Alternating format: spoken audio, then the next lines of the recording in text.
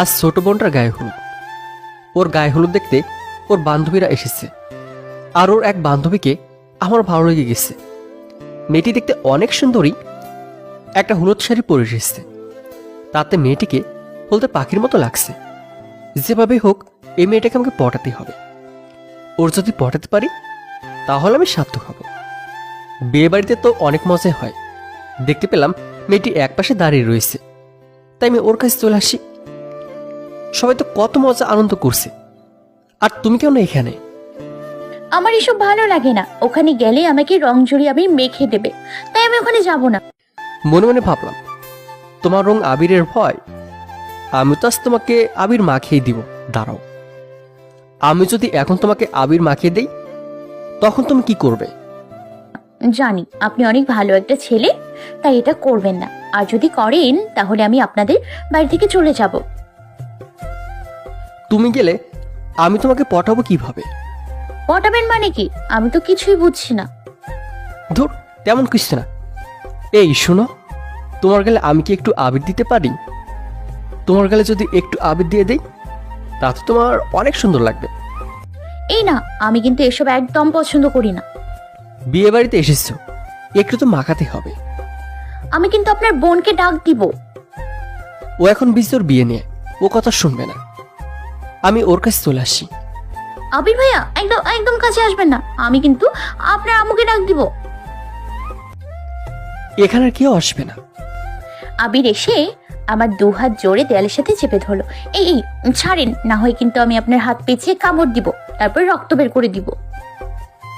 আমি আর ওর কোনো কথা শুনলাম না। আবির দিয়ে ওর সুন্দর গালটা লাল করে দিলাম। এই যে নড়ো না তো, তোমার চোখে লেগে যেতে পারে। আপনাকে ভালো ভাবছি আমি। আপনি তো ফাজিল একটা ছেলে। আপনি আমাকে আবির দিচ্ছেন না, আপনাকে আমি ছাড়বো না। পারলে একটু হাতটা ছড়িয়ে দিন। তা তো দিব, আমি আগে দৌড়ানোর জন্য রেডি হয়ে নিই, তারপরে। কিছুক্ষণ পর আমার হাতটা ছুটিয়ে দৌড়ে পালালো। শয়তান চামড়া, আমি তোকে ছাড়বো না। আমার লগে আবির মাখানো? তোকে যদি আবির না খাওয়াতে পারি, তুই আবির, তোকে আমি আবিরই খাওয়াবো। আমি আমার বান্ধবীদের কাছে চলে আসি। কিরে, তোর এই অবস্থা কি করে? তোর ভাইটা করেছে, আমি ওকে ছাড়বো না। ও একটু ফাজলামো করেছে, কিছু মনে করিস না। তোর ভাইকেও আমি এতগুলা খাইয়ে দিব। যা পারিস করিস, তবে ও কিন্তু অনেক দুষ্টু।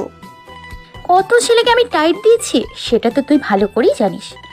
আর তোর ভাই, আমি ওখানে আর দাঁড়ালাম না, আয়নার কাছে চলে আসি। এসে দেখি আয়নার ভিতরে একটা লাল ফুল।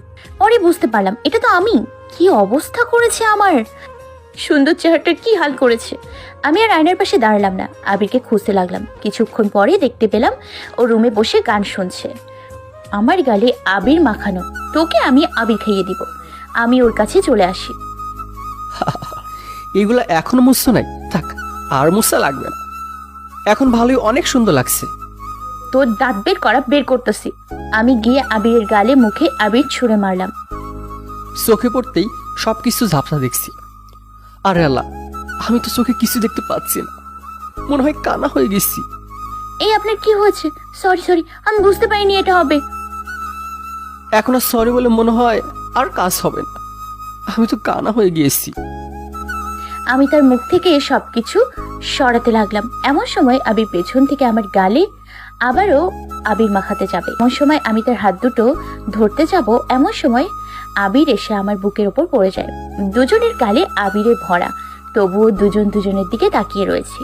এই ওঠেন, রুমে কেউ এসে পড়তে পারে, আর আসলে খারাপ কিছু মনে করতে পারে। ও বলা মাত্রই আমি উঠে পড়ি। আমি দেখতে পেলাম ও লজ্জা পেয়ে নিচের দিকে তাকিয়ে আসছে, তাই আমি ওর হাতটা ধরলাম। এমন সময় ও আমার হাতটা সরিয়ে নিল। সরি, এটা হবে বুঝতে পারিনি। আমি চুপ হয়ে আছি। এমন সময় আবির আবারও আমার হাতটা ওর হাতের মুঠোয় বন্দি করে রাখলো। আমি তার হাত থেকে আমার হাতটা সরানোর চেষ্টা করছি, কিন্তু পারছি না। রাগ করো না প্লিজ, আমি জানতাম না যে হবে।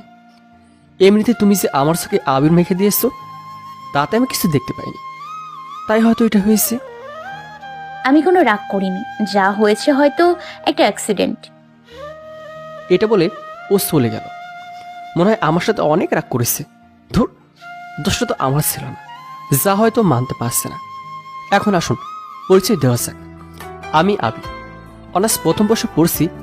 আর একটু আগে যে আমার উপরে পড়েছিল সে হলো ফারসানা, ইন্টার সেকেন্ড ইয়ারে পড়ছে। ওর আসার কারণ হলো আজ আমার ছোট বোনের গায়ে হলো। আমার ছোট বোনের একমাত্র বেস্ট বান্ধবী আমাদের বাড়িতে কালকে পর্যন্ত আসে, বিয়ের পরেই চলে যাবে। এর ভিতর আমাকে পটাতে হবে।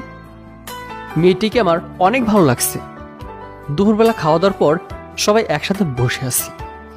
এর ভিতর আমার ক্যামেরাটা নিতে আসলাম, তারপরে ছবি তোলা শুরু করে দিলাম। এই আপনি ক্যামেরা নিয়ে যাচ্ছেন কেন? ক্যামেরা নিয়ে আসছি আমার ছোট বোনের ছবি তুলবো তো, তাই। আপনি তো ঘুরে ফিরে আমার ছবি তুলছেন কেন? আপনি আমার ক্যামেরা চেক করতে পারেন, তাহলে দেখতে পারবেন আপনার ছবি তুলেছে কিনা। দিন, আমি দেখব। তোমার হাতে কেন ক্যামেরা দিতে যাবো? হ্যাঁ, আমার ক্যামেরাটা বাস দিতে। আমি চালাতে পারি, বুঝেছেন? আর আপনার চেয়ে ভালোই বুঝি।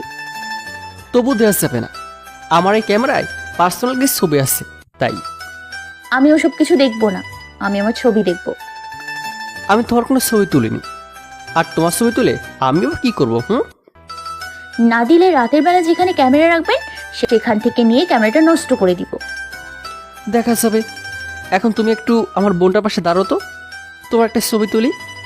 আমি দাঁড়াবো না, এটি বলে আমি রুমে চলে আসি। বিকেলবেলা আমি একা একা একটু রাস্তায় বের হলাম।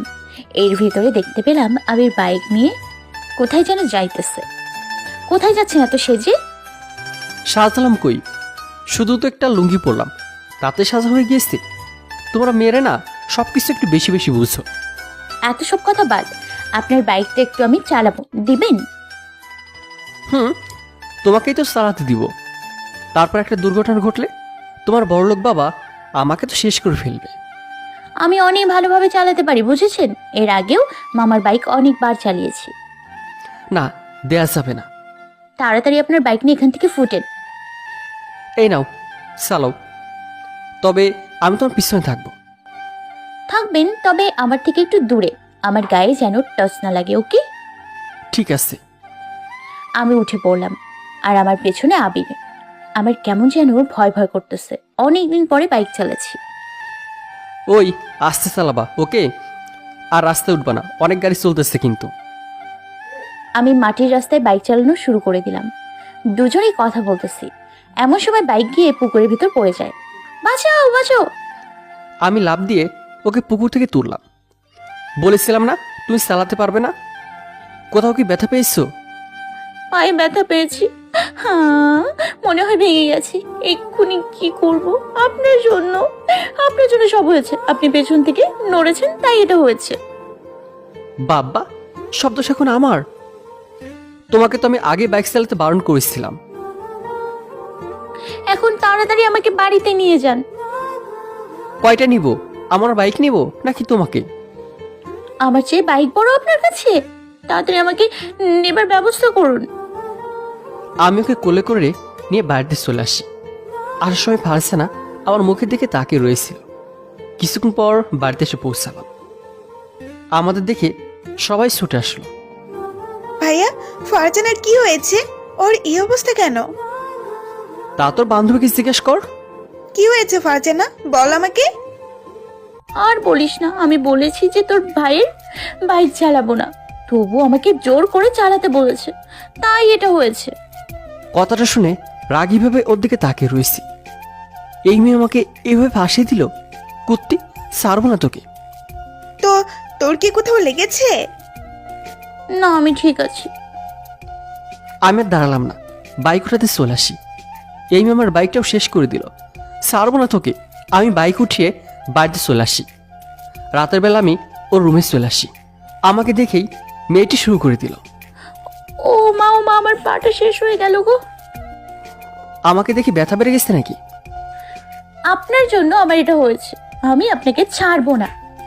যাই হোক, তোমার এখন কেমন লাগছে? এই তো একটু ভালো লাগছে। কিছুক্ষণ পরে আবির এসে আমার পাশে বসলো। চলো না একটু ছাদ থেকে আসি।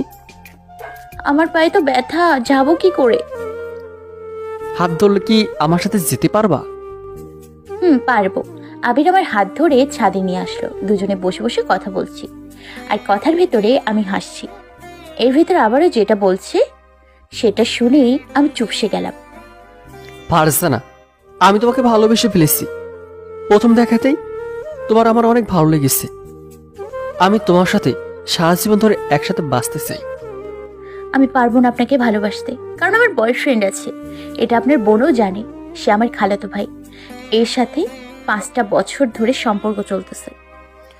ও সরি, আসলে ভুলবশত বলে ফেলেছি, কিছু মনে করো না। আসলে আমার ধারণাটা ভুল ছিল। এটা বলে আবির চলে গেল। আমি একা একা ছাদে বসে আছি আর আবিরের কথা ভেবে মিটমিট করে হাসছি। পাগল একটা, আমি তো তোমাকেই ভালোবাসি। তাই তো আজ পায়ে ব্যথা পাওয়ার একটা নাটক করছিলাম। যাই হোক, কালকে চলে যাব। সেই সময় বলে যাব তোমার আনসারটা। আমি আমার রুমে চলে আসি, তারপরে ঘুমিয়ে পড়লাম। পরের দিন আমার বান্ধবীর বিয়েটা হয়ে গেল। আজ আবির একবারও আমার চোখের সামনে আসেনি। তার কারণটা তো আমি ভালো করে বুঝতে পারছি। আমারও বাড়িতে যাবার সময় হয়ে গিয়েছে, তাই একটা চিঠি লিখলাম। তারপরে আবিরকে পেয়ে চিঠিটা ওর হাতে দিয়ে দিলাম। কি আছে এতে? আমি বাড়িতে চলে যাচ্ছি, তবে আপনার বাড়ি থেকে যে সময় চলে যাব তখন এটা খুলবেন, ওকে? এটা বলে ফারজানা চলে গেল। আমি চিঠিটা খুলে পরশুকে দিলাম। খুলে প্রথমে একটা ফোন নাম্বার দেখতে পেলাম। ভালোবাসি গো অনেক, তবে তোমাকে বুঝতে দেয়নি। কালকে রাতে আমি যেটা বলেছি সেটা মিথ্যে। আমি এই প্রথম কাউকে ভালোবেসেছি, সেটা তুমি। আমি তোমার নাম্বারটা কালকেই নিয়ে নিয়েছি, আর এই হলো আমার নাম্বার। চিঠিটা পড়ে আমার মনটা অনেক ভালো হয়ে গেছে। হঠাৎ ফোনটা বেজে উঠল। এখন তোমার মনটা কি ভালো হয়েছে? অনেকটা ভালো হয়েছে। এই, তুমি বাড়িতে এসে বলনি কেন যে আমাকে ভালোবাসো? আমার লজ্জা করছিল, তাই বলিনি। আমাদের বাড়িতে বসে যদি বলতা, তাহলে একটু তোমাকে জড়িয়ে ধরতে পারতাম। ইস, কত শখ! একবার আমার বুকের ওপরে পড়েছিলে, সেটাতে কি তোমার মন ভরেনি? না, মন ভরেনি। আর মন তো ভরা জিনিস না। আচ্ছা, কালকে আমাদের এখানে পার্কে চলে এসো, তাহলে তোমার মনটা ভরিয়ে দিব। ঠিক আছে, আমি আসবো। এটি বলে ফোনটা কেটে দিলাম। ওহ, এত খুশি যে আজকে আমি তো কাউকে বলে বোঝাতেই পারবো না। এদিকে ছোট বোনকে পরের বাড়িতে পাঠিয়ে দিয়েছি, তার জন্য মনটা খারাপ হয়ে গিয়েছিল। তবে ফারজানের কথা শুনে এখন আমার মনটা ভালো হয়ে গিয়েছে। এভাবে আমাদের প্রেম কাহিনী চলছিল 3 বছর ধরে। চাকরি পাওয়ার পরে ওকে বউ করে নিয়েছে আমাদের বাড়িতে। এখন আমরা অনেক সুখে সংসার করছি।